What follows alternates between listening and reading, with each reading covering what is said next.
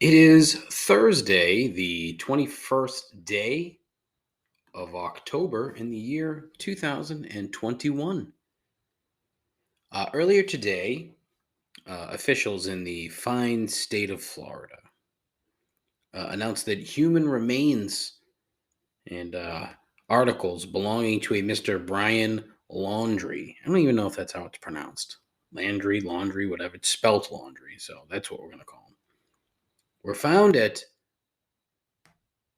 Mayakaachi Creek Park in the Northport area, which is apparently where this young man's parents lived and where he is from.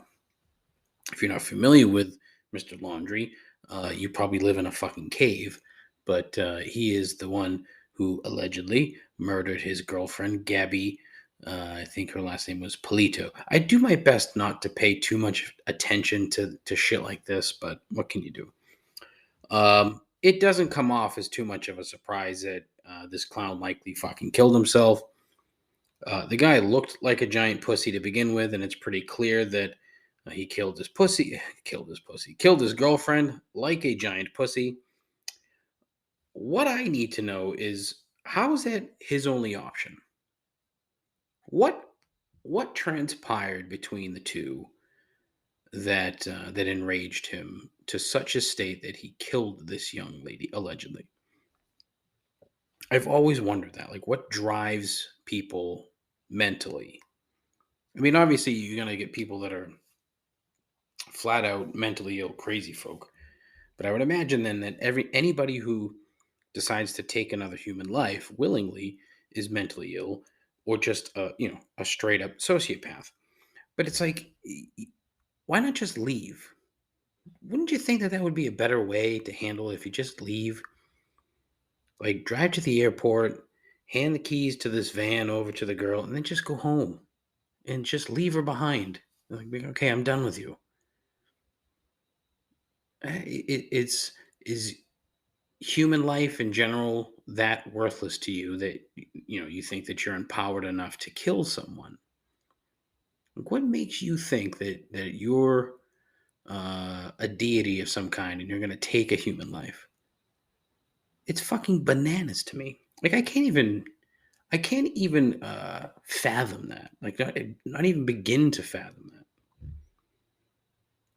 But it's not difficult if you're a full blown sociopath, and that's clearly what this fucking giant pussy was. I say clearly, but again, allegedly.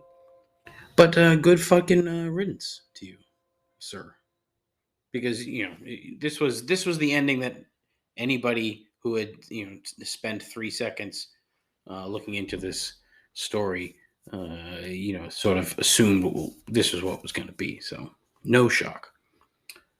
There's no more of that, but plenty of far better shit on episode number 95, the West 95th Street episode. It's tough.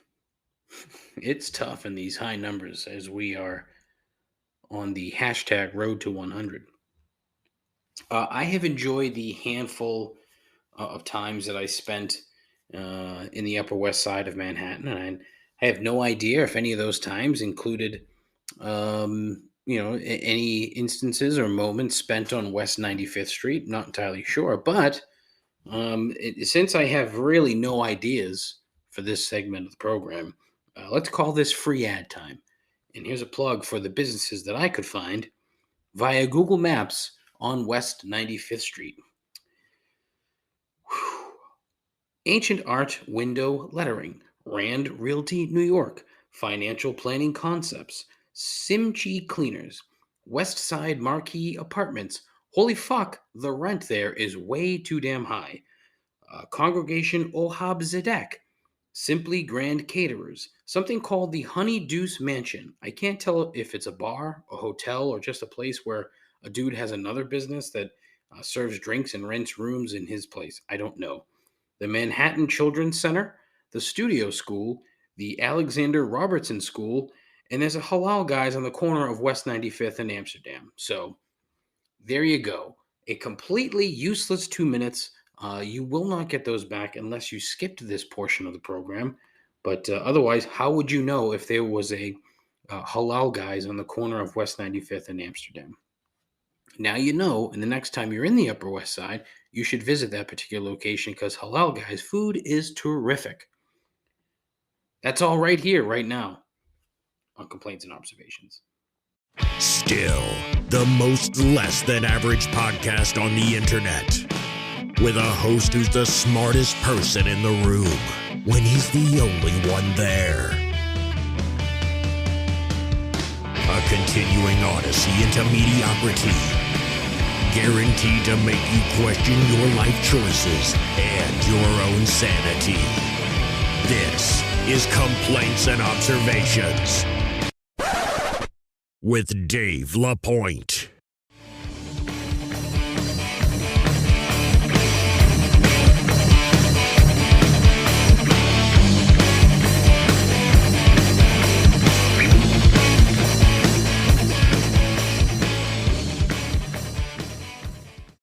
Who the hell is Dave LaPointe? Hello, welcome to the show. Appreciate you coming by. Hope you didn't skip my show open where I just rambled off businesses on a street in New York City. If you did, please go back and listen. You might hear something, or probably not. So yeah, ton of stuff to talk about today, as usual. Nothing of any sort of importance. All just a normal, everyday person talking about a variety of incidents and complaining about shit, observing dumb crap. That's pretty much how it goes around here. If this is your first time, which I doubt, welcome. But last week was a very sportsy episode. This week I'm trying to keep the sports to a minimum, but I need to kick things off right from the jump. Couple things. First, the Boston Red Sox currently mired in a 2-2 series tie with the Houston Astros, and as we are recording, are currently losing 3-0 in Game 5 to the Astros. So not looking good. Still plenty of time. The series is not over yet. We'll see how it goes. But last night, Tuesday night, the end of the game, the ninth inning, the umpire fucking squeezed Nathan Eovaldi 2 on, 2 out, top of the eighth. Should have got out of it with a 2-2 tie game. Didn't happen. The umpire missed a strike 3 call, a blatantly obvious strike 3 call, the kind of call that an umpire needs to make in that spot, in that game, at that time. Like, you can't miss that. And that's the thing, okay? I am all for the human element. I'm all for human umpires. I'm not one of these crazy people that wants robot umps and all that shit. I think it's so stupid. Like, if that's the point, if you want robot umpires, why would you not want robot players? There was an 8-bit Nintendo game with, I wish I could remember the name of the fucking robot baseball game, but I can't. So, but I mean, that's the next step, really. If that's the case, if you're going to have robot umpires, you're going to have robot players, and then what? I don't know. But man, it just goes to show you, like, pitching is so fucked up now in baseball where starting pitchers are valued for going 4 innings in a playoff game. And it's like, oh, boy, that's exciting. The sport as a whole has gotten terribly boring, long, drawn out bullshit. And it's almost, I don't want to say it's to the point of no return, but it's getting fucking close. It's getting close. So I'm very curious. I hope they win. I hope the Red Sox win. I hope they go to the World Series. I hope they win the whole thing, even though I was down on them, just like most other people around here, with a handful of exceptions. But we'll see. The other thing is, on Sunday, the Patriots lost to the Cowboys. And, it's tough for someone like me who is a Patriots fan and a Cowboys fan. So I'm one of those people. I'm one of those people that roots for 2 teams. It's not my, proudest accomplishment in life, but it's a curse. So, but it's funny because the football media now has finally figured out that Bill Belichick has been way more conservative than the rest of the league for at least the last 3 or 4 years. Case in point, the number of times this year on fourth and short where he's chosen not to go for it, whether it be to try to win a game or to get a first down, obviously. But the media is all finally catching up with what a lot of us have kind of figured out over the course of the last few years. And I really think it has a lot to do with when they went for it on 4th and 2 with their own fucking 28-yard line or whatever it is against the Colts, however many years ago, and they got blown up, and that was that. So, and I think that kind of planted a seed. And now, no matter what it is, fourth and short, fourth and whatever, if it's fourth and less than a yard, we used to just have Brady sneak it through. Now, since neither he or Josh McDaniels have a fucking lick of trust in the current quarterback, apparently they don't think that he's able to lean forward and get a first down. So, whatever. Welcome to Patriots fandom, national football media. That's all. He's saying shit that we've known for years. It's nothing different, nothing new. Just how it's been. You kind of hope that he grows out of it. Grows out of it. He's a 68-year-old man. But welcome to the party. And it's very frustrating. Even when they were winning Super Bowls, you still get frustrated with little shit. That's just how it goes, especially around here because we're jaded people. That's jaded sports fans. That's where we are, even though we win constantly. Case in point, where the Red Sox are current in the LCS. I can't talk today. I'm terribly sorry. God. But anyways, all right. That's it for sports. Also, West Ham won last week, so fuck yeah, 7th place in the table, doing good. Big Europa League game on Thursday. Come on, you Irons. All right, non-sports. Let's get away from sports, shall we? We'll get into another hot topic. Adele. Fucking Adele. Not literally, although that wouldn't be the worst thing, but Adele. This girl currently pretty much has the entire world wrapped around her finger. And for good reason, mind you. She's incredibly talented, like absurdly talented. And I'll be honest, folks, 1000% honest, which is the only, like right now, I just punched the microphone. I'm honest with you when I say I punched the microphone. But I'll be honest with you, folks. This is complete transparency, and that's what you get on this program. I've listened to Easy on Me at least 24 times in the last week. Minimum 24 times. Probably upwards of 3 or 4. It's just a flat out terrific song. And I had to do my due diligence and my deep dive into figuring out, all right, what's the deal? What's the deal here? Well, she wrote it. She was getting divorced, and she had to tell her son, her 9-year-old son, that her and her father were getting divorced, and she asked him to take it easy on her. It's like, oh wow, isn't that nice? And then when you read the lyrics and you see what's going on, and you're like, all right, it's a nice song. She wrote it. It's her and one dude, which you don't see that much anymore from worldwide mega pop stars. Usually it's a team of writers. Well, in this particular instance, it's Adele and one dude. One dude whose name I don't know. And it's a simple song. It's just piano. There's a little bass drum in there. But it's the kind of song that's so good that you'll be sick of it in a few months. And then after that, if it isn't already a karaoke smash. Granted, look, we're still technically in the midst of a pandemic. Karaoke may not be, a thing right now, but, when it becomes a thing, or if it is now, whatever, every grizzled karaoke vet will be busting that thing out as a finale for the next decade. It's that fucking good. There's also endless potential for remixing that song.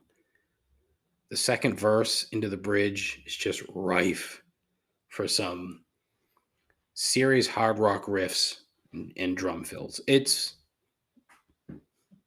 I Like every time I listen to it, I'm drumming. It's a non-existent drumming.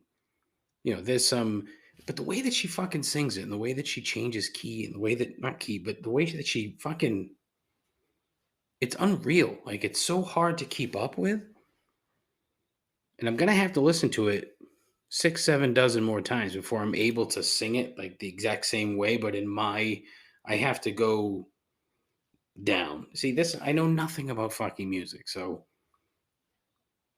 I can't hit those high notes, so I have to go lower.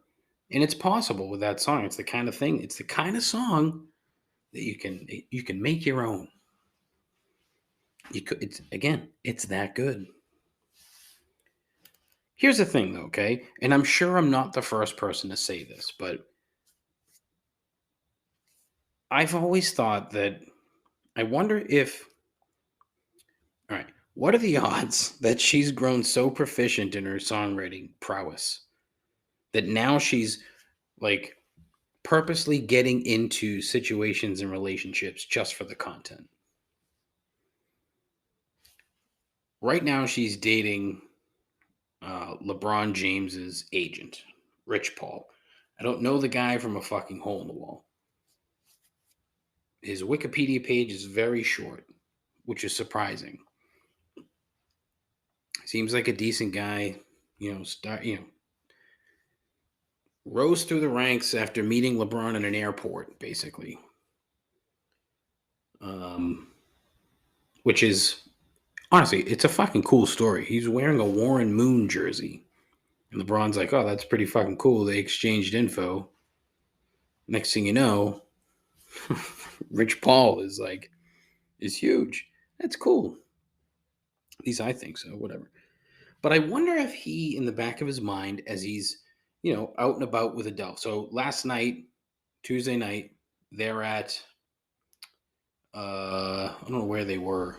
Where were they? They were at a basketball game, but I don't know which game they were at. Not the point. Point is, like, the pictures are weird. Like she's dressed in this like all leather getup. She looks fucking fantastic. And he's just like kind of sitting next to her, but almost behind her with his hands folded. There's no, like, all the pictures I saw didn't look like he was really into it, but I don't know. What do I know? Maybe he just didn't want to be part of it. Maybe just kind of sat back and let the pictures be about her. I don't know. I don't know what he's thinking. But he has to be aware of her catalog. No, he's got to be. He has to know that, like, she's used every relationship she's ever had as fodder for her writing. And he has to know that this is probably going to end at some point. She's going to write a song like, I don't know, fucking stupid, something stupid called like "I'm Not a Sport" or whatever, and it's going to be all about him. It'll be a worldwide smash, and he'll only be moderately embarrassed by it because he'll be too rich for such trivialities, and he'll be dating someone else by then anyway. So what's it matter? But, like, is it all a game to Adele? I don't know. Again, I'm being completely, most likely very unoriginal here, because there's no way I'm the only one who's ever thought this way. I'm telling tales out of school, if you will. It just seems like a thing to me. I could be dead wrong. Dead wrong. And I probably am, because I'm typically dead wrong about just about everything. So I'm looking forward to the rest of the album, if we're being honest, because if it's half as good as the first single, I'll enjoy it and then probably get annoyed by all of it come Christmas time. So last week or the week prior, my wife says, take a look at this text that I just got. So I'm like, all right.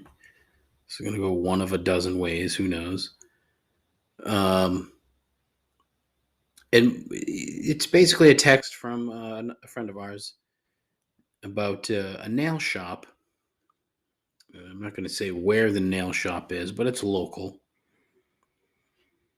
And about how they had to close down to to do a deep cleaning of the nail shop. Now, at first blush, you don't really think much of that these days because, when somebody closes a business and says they need to deep clean, it's usually because of a COVID outbreak. Well, in this particular instance, that was not the case. Seems a gentleman ran into said nail shop. Now, I don't know this exactly because I don't know the intimate details, if you will, of the situation. But for the purposes of storytelling, he ran into the nail shop masturbating, and I would assume at some point somewhere within the shop made a mess. Use your imagination. Hence the reason for closing and having to do a deep clean within the establishment.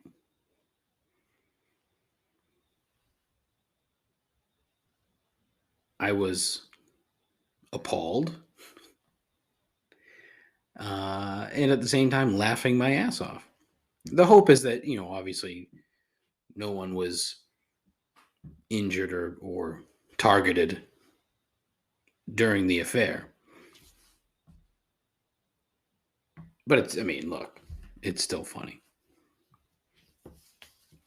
If somebody was injured or I'm trying to find another word that's like a stupid double entendre, but it's not working. Targeted is pretty good. If somebody was injured in the event, then it's not that funny anymore. Even though it's still kind of funny, it's not funny. You know what I mean? But like when you hear that, what else is your reaction other than ew, and then you laugh, right? Maybe your first reaction is not ew. I don't think mine was ew. Mine was probably like, what? No fucking way. Ha ha ha ha ha. It's probably how it went. I'm not 100% certain, but that's my guess. But what? And here it kind of goes back to what I said at the beginning of the show. It's like, what possesses someone to do certain things, right? And in this particular instance, this particular event wasn't widely reported. This came through word of mouth via someone who had to report to the scene, apparently. Probably the best way to put it. So, as far as I know, it's legitimate. The business was closed for a couple of days. But like, what would possess this person to do it? So obviously there's all kinds of various machinations that could go on here. It could be like he knew somebody and he went in there and wanted to embarrass them or some shit. I don't know. But it takes like, I guess you could say it takes balls to do something like that, but like, what the fuck? Honestly, what the fuck? Of all the things to do, that's what you choose to do. Like, you got up that day, nail salon masturbator, and thought to yourself, it's a it's a Thursday afternoon or whatever the fuck it is, and boy, I'm really either, well, okay, hold on. He could either be really pissed off or he's just abnormally horny. And he's like, I need to take care of this right now. And he ran into this nail salon and did what he needed to do. That had to be scary as fuck. Oh my God. The more I think about this, the more fucking vile it really is. Yeah, it's still kind of funny, but less so the more I think about it. But so, next time you're in a nail salon, keep an eye on the door because you never know what's coming through. And scene. All right. This is not a movie trailer review. It's not. This is a full, quick review of something that I watched on Netflix. Yes, I actually sat and watched something on Netflix. It's a documentary by Billy Corben. If you're not familiar with Billy Corben, he's a producer. He's done a handful of different things. He did The U, 30 for 30 on ESPN. Well, big Miami guy. And because I'm a massive Dan Levitard fan, um, Billy Corben is regularly interviewed by Dan Levitard about all things Miami and mainly Miami politics and the shenanigans that go on in that city. And it's fascinating. I could listen to this guy shit talk Miami politicians all day. All day. It is unbelievably entertaining. He made a Netflix documentary series called Cocaine Cowboys about two cocaine traffickers in the 80s, and it was fucking unbelievable. Unbelievable story.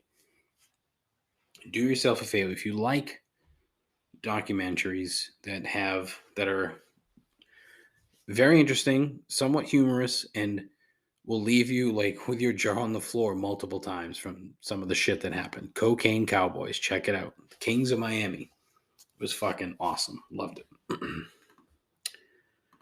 I mentioned during my Instagram story video in the afternoon that I want to talk about Walgreens. Well, Walgreens is just kind of like an intro to what I wanted to talk about. It's not entirely about Walgreens. I'm not a fan of Walgreens. Let's just put that out. Never been a fan of Walgreens. Maybe I grew up with CVS, so I'm not a fan of Walgreens. I don't know what it is. Just feels weird, looks weird, smells weird. Everything about it strikes me as weird. CVS is far more comforting to me for some weird fucking reason. It's just a drugstore. I shouldn't care, but whatever. There was a story that came out the other day that Walgreens was closing 4 stores in the San Francisco area due to, quote, organized retail crime theft, end quote. This is a legitimate thing, okay? Retail crime theft. I read another story not too long ago in the Washington Post about a guy who was a loss prevention officer for a big company. They didn't say which company he worked for, but like the amount of time and effort put in to stopping these giant retail thieves. It's like just fucking organized crime. It's legitimate organized crime. So every time you go on to like eBay or Amazon and you see, I don't know, like fucking Dove soap,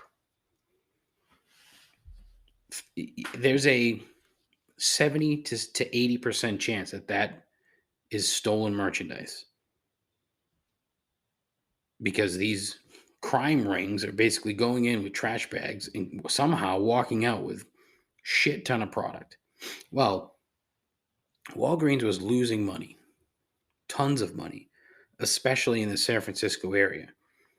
So instead of trying to do something to stop the problem, they've decided to just close the stores altogether.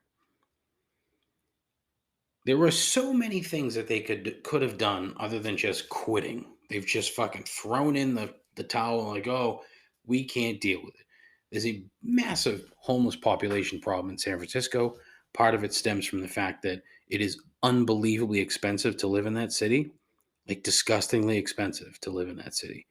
And homelessness to me is something that another thing that I just don't understand. Like, if you're homeless, why would you fucking be homeless in the most expensive city in the country? I don't get that. And now, obviously, it's not easy to move around when you're homeless, but I mean, you have 2 feet. Do you not? Start walking and go someplace cheaper. I don't know. It's a stupid, ignorant fucking thing for me to say. I know it is, but man, oh man. Because I mean, what chance does a homeless person in San Francisco or in the entire state of California, for that matter, have of you know getting a job, having enough money to have a home, rent an apartment? Slim to none. You're fucked because it's so goddamn expensive in the entire state. You're screwed. You're absolutely fucking screwed. Not the point.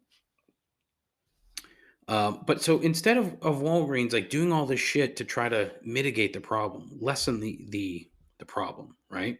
Like say, you know, you close a store, you make it sort of like a online only pickup location where you lock the doors, customers can't come in. You have like I don't know, drive through windows. Essentially, some way that you can still service the neighborhood without closing the store, right?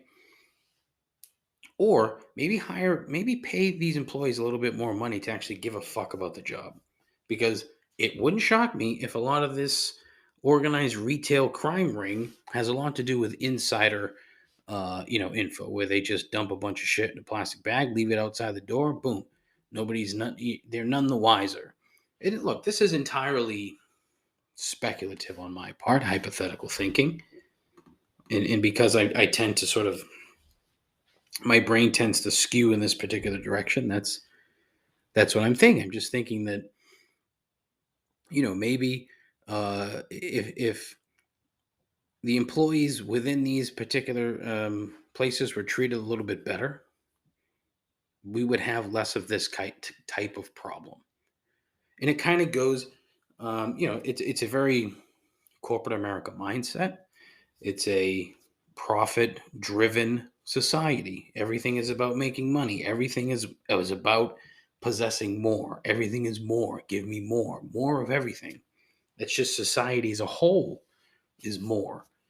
I had a wonderful conversation with my dear friend Evan, friend of the show. And as I've said time and time again, every time I talk to Evan, I end up smarter than when I started. So Evan's big thing was about the great resignation that you've probably read about. And if you've spent any time on LinkedIn, I'm sure you've seen it talked about a couple of times. LinkedIn, I cannot fucking stand LinkedIn. I've said that a million times. I hate LinkedIn. It drives me crazy. Anyway, and the great resignation is you just see a lot of people in these service industry type jobs quitting because they don't want to fucking deal with shit anymore. They're not treated well. They're not paid enough. You know, you have the middle class thinking that they're infinitely better than the lower middle class and treating people that work at a fucking Walgreens or McDonald's or Dunkin' Donuts like dog shit.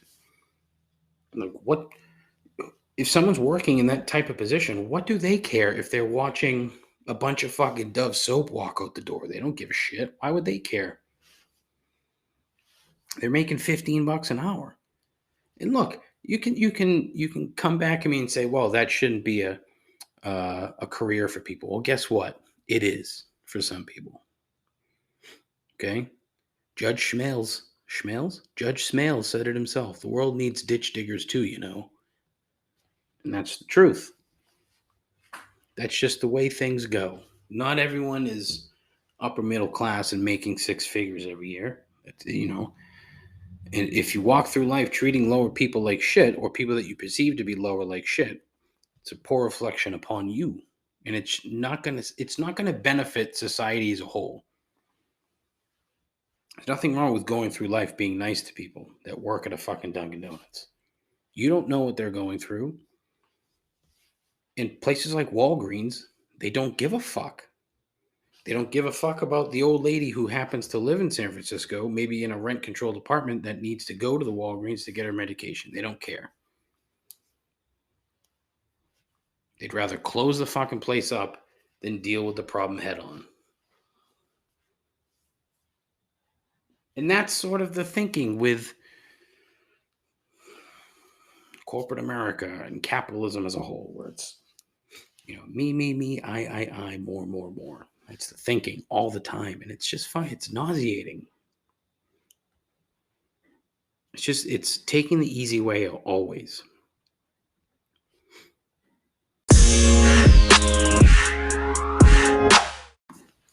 I read something on Twitter the other day. Somebody tweeted something um, along the lines of, remember when you were a kid and you had new shit to talk about with your friends every time you saw your friends? It was like it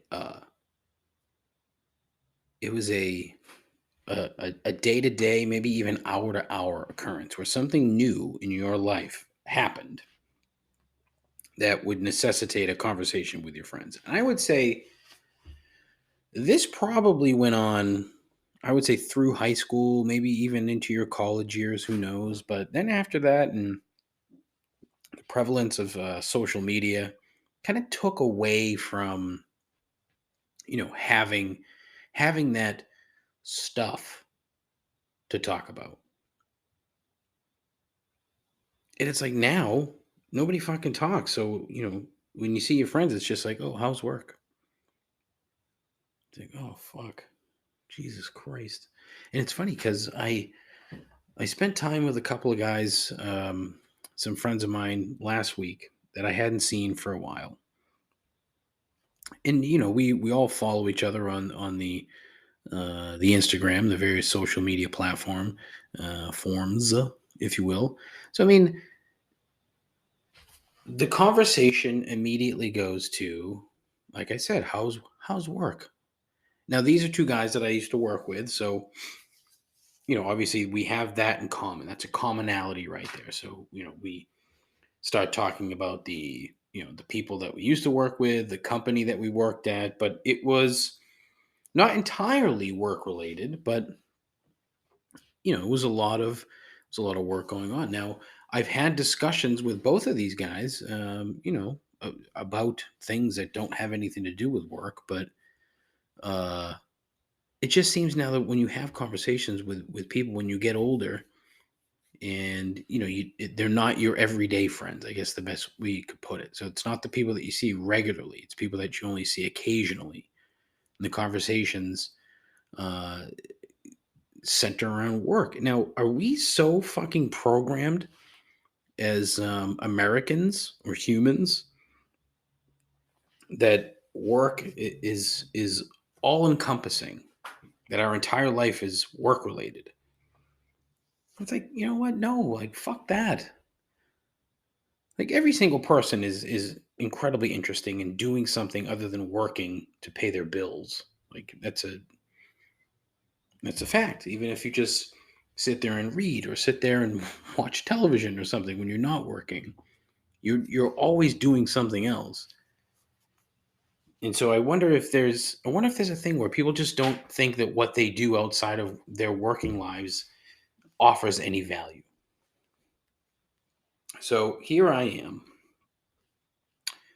doing this stupid podcast, and I understand that it's not for everyone. It's not for really more than a handful of people, but that's not the point. The point is that I enjoy it, so that's why I do it. And it allows me to talk about different things and things that I find interesting and annoying and whatnot. And the thinking, and I've mentioned this before, is that I could use the program as an outlet for other people that need to get something off their chest or whatever, really. Um, but it's kind of a sad state of affairs, is it not?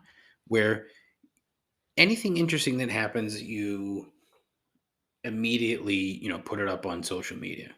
So you go somewhere, you're on vacation, take a bunch of pictures, and you show it on social media. It used to be a thing where if you took pictures on vacation, you had to physically show the pictures to your friends. Like, that's fucking wild. Now, that's just being old. But I wonder if it would make our lives better if not, if we were sort of programmed to not like fucking share every single instance of our existence on the internet. You know, it's a stupid thing to say because I don't want to say it's not possible, but it's possible in some people. I try not to, but there are a lot of things that I find amusing that I want to share with people because I like getting a couple chuckles out of folks. You know what I mean? So that's why I share it. But at the same time, it leads me to when you're having a conversation with a friend that you kind of run out of stuff to talk about.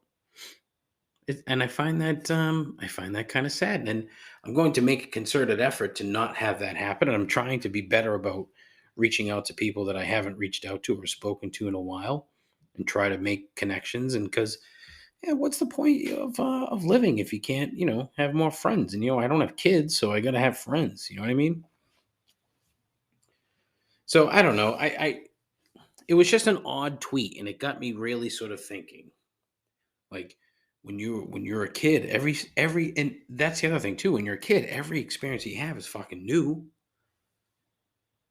And it's like when once you once you turn like 25, your new experiences for the duration of your time living is typically limited. Like you're not gonna do a lot of new shit on a daily basis. And maybe that's the other thing. Maybe you need to force yourself to do new shit on a daily basis to make you only get to be here once. So why wouldn't you try to do new shit every day, right? But sometimes it's not possible. You have to work. You know what I mean? Hey, how's work going? Well, I fucking work 10 hours a day, so I got to do all this shit. And then I got to drive to the office and, somebody fucking put a shit nest in the bathroom again. Not saying that, that's just an example. Still can't get over the fucking shit nest. Like, you can't be doing that. I got another picture the other day of a shit nest from Matt's work. It's like, what the fuck? Another one. Like you gotta put something on the door. You need a sign on the door that says, please, for the fucking love of God, other people use this toilet. Take the fucking toilet paper off the goddamn bowl. You sick, twisted fuck. Anyways, I'm off topic. So yeah, I don't know. Maybe that's something you really need to sort of think about because I'm certain that I'm not the only one that uh, finds themselves in that position. Maybe you need to sort of look at life in a more through childlike eyes and be open and receptive to new things. I don't know if that's it. I don't know, but I just found that it was one of those tweets that you read and like, wow, that's rather interesting. It doesn't happen on Twitter very often because the place is a fucking cesspool, but it happens occasionally. Um, it's just one of these things that kind of makes you go, hmm.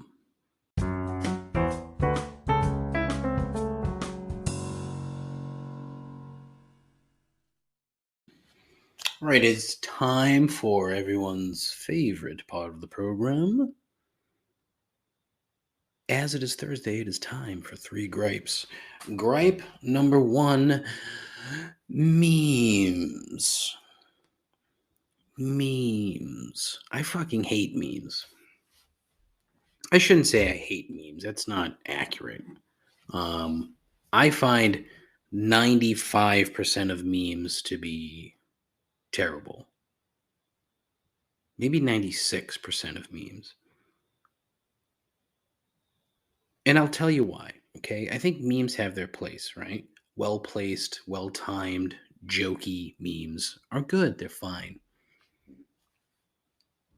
But I'm finding more and more, especially lately over the course of the last 18 plus months here, that memes have become a method of communication for people who are too stupid to use words of their own um, to express a point or to express how they feel. And I think that the only real actual value is the very first time that it's used. So it's created and used, then it's devalued immediately. It's like a fucking new car. The minute you drive it off the lot, it's worth less than what you just paid. The first time a meme is used, it's terrific, but the minute it's used again, it's no longer valuable. There are a few things more annoying to me currently than the person on Instagram, and you all know who they are. Because I guarantee you, if you're on the Instagram, you know these people, and there are a fucking ton of them. That they just put a half dozen memes in their stories every day to make them look smart or woke or enlightened or whatever the fuck it is that they want to be called that particular day. If whatever the meme is saying is so important to you, shouldn't you be able to express that in your own words? Or is it just it's only important to you in that split second where you see the meme, download the meme, and then share it to your profile? It can't be that important to you. If you have a string of memes that contain a theme, why wouldn't you just type it out? Are you not interesting enough with your own words that you need someone else's words to convey the way that you're feeling? Because that's what I think. Because most times when I see that, I think, all right, you think you're fucking smarter than everyone else because you've just posted this one particular meme that's been shared by thousands of other people and created by one person at one time in a meme farm. I don't even know if that's a thing. But you're not as clever and as smart and as funny as you think. So take that into consideration when you post a meme somewhere. Like, look at the meme, think to yourself, is this what I'm trying to convey? Is there a way that I can take this, convey it in a way that is, encapsulates this particular point of view, but in my own words? I'm going to guess no. Just a guess. Gripe number 2. Vanderpump Rules and shows of that ilk. Every single event on these programs involves an earth-shattering event and a serious talk amongst friends. How many fucking serious talks do these people need to have over the course of time? Or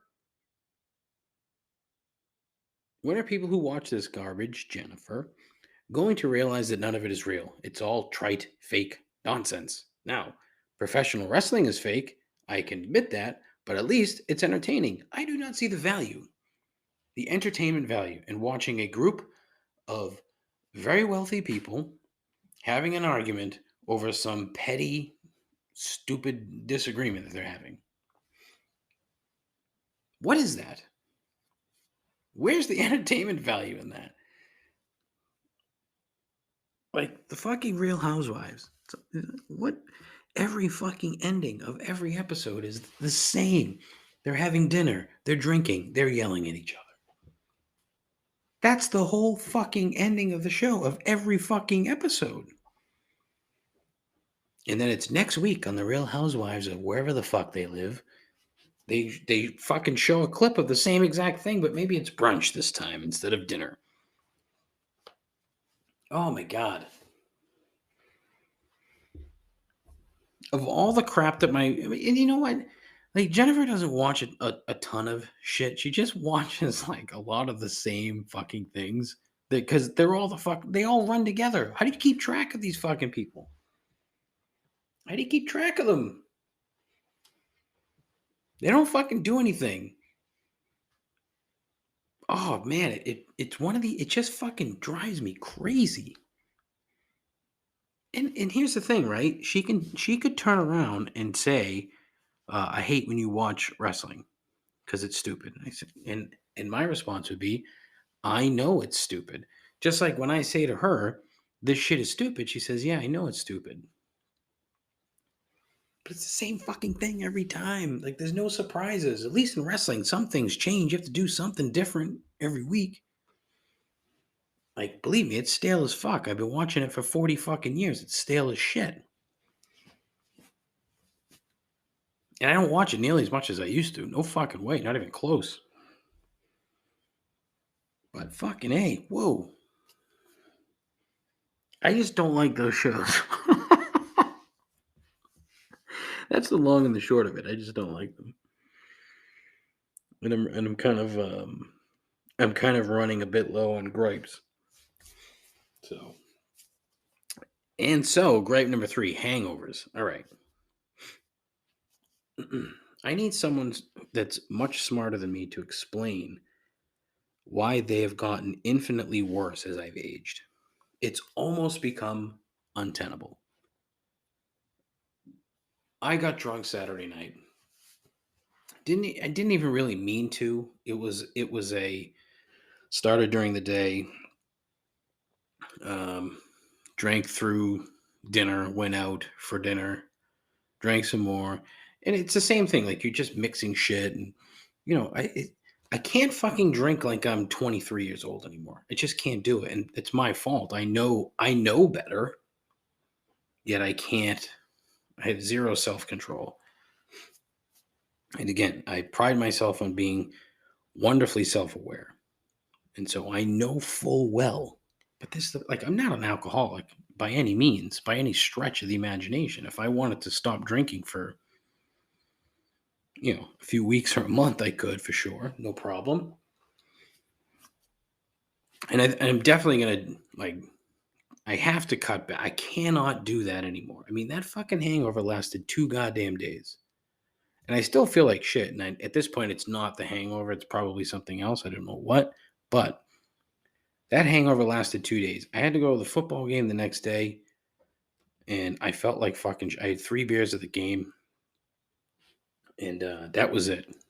I tried getting a fucking coffee at the football game. Like, I couldn't fucking find a goddamn coffee at Gillette Stadium to save my life. I almost went through the entire 300 level to find a fucking coffee. I mean, I went in my entire section, my entire side of the 300 section. Couldn't find a fucking coffee.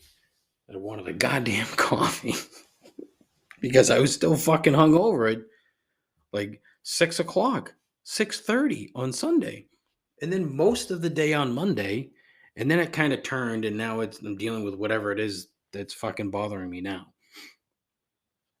But fucking A, it's just too much. You lose an entire day. And again, I'm sure there's a ton to it. I'm sure there's reasons why, and I'm sure that there's this, that, and the other thing. But man, oh man, I just can't fucking do it anymore. I can't. I can't stand it. Like, look, do I really need to get that fucked up to enjoy my time? No, I don't. Here's the flip side of the coin, though, right? I am the absolute biggest miserable prick when I'm not drinking and everyone around me is drinking. How people that are like sober can fucking deal with that shit is beyond me. Because, oh man, I have the lowest tolerance for drunk people when I'm not drunk. Oh man, it's not good. It's not good. Like I'm fully prepared to leave people behind if I'm surrounded by drunk folks and I'm not drunk. It's bad. But yeah, hangovers, man. Think about it. So if you know anything about hangovers and why it's killing 43-year-old Dave, please share with the program. 617-657-4736. Call in. That's the voicemail line. I would love to hear from you. Honestly. This is I've mentioned it multiple times before, but if you listen to the program and you know that I don't know that you listen to the program, I'm asking you kindly, call in with a complaint. Complain about the show. I don't give a fuck. Just call in 617-657-4736. Call in, please. Share your poor taste in entertainment with the world or with the 4 other listeners of the program. But that is the end of our time together. Thank you for listening as always. It's greatly appreciated. I would ask that you go to the Instagram page at ComplaintsPod, the Twitter page at ComplaintsPod. I do have a Facebook page, but fuck Facebook. And apparently Facebook is going to change their name. So I'm going to be like, fuck whatever the new company is. Maybe I'll just say fuck Mark Zuckerberg. I don't know. Could do that. I have a YouTube page, but I haven't done anything with it. We are on the hashtag road to 100, my 100th episode of the program. I will probably be doing nothing special, but we'll see. Who knows? Not entirely sure. I do have an email address, showmail at complaintsandobservations.com. That is a website, complaintsandobservations.com. There's a blog up there. I have written some blog posts, but I don't think I did one last week. So there's a bunch of old stuff up there. I know I said last week that I was going to do one on Friday, and I didn't. But I may do one this week. Who the fuck knows? I don't know. I don't know. We'll see. Um, what else? Is that it? Yeah, I think that's it. Thank you as always for listening. It's so very appreciative. Can't thank you enough. So take care of yourself. Take care of each other. Godspeed. Ta ta.